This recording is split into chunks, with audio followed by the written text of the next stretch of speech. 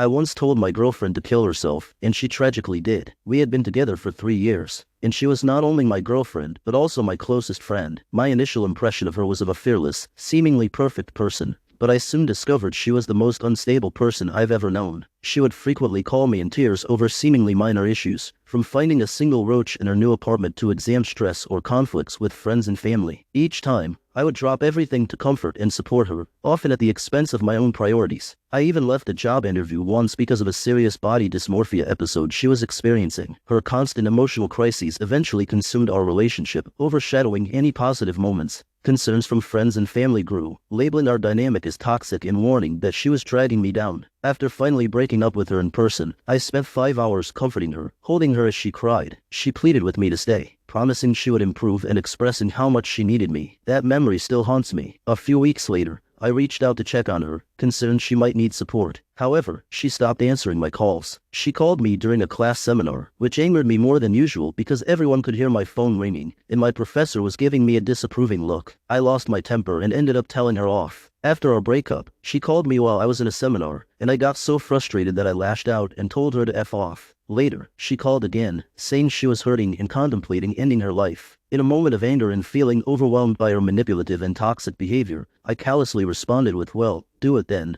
before hanging up and returning to class. Hours later, I regretted my harsh words and tried to apologize by calling her, but she didn't answer. The next day, I learned from a friend that she had taken her own life. The guilt and anguish have been unbearable. I dropped out of college, turned to substances to cope, and now feel isolated as friends and family have distanced themselves from me. I struggle with feelings of guilt, feeling like I played a part in her death. It's haunting to think that I might have prevented this if I had handled things differently. Everyone sees me as the last person she spoke to, romanticizing it as a final act of love. But I'm tormented by the thought that maybe if I hadn't been the last, she might still be alive.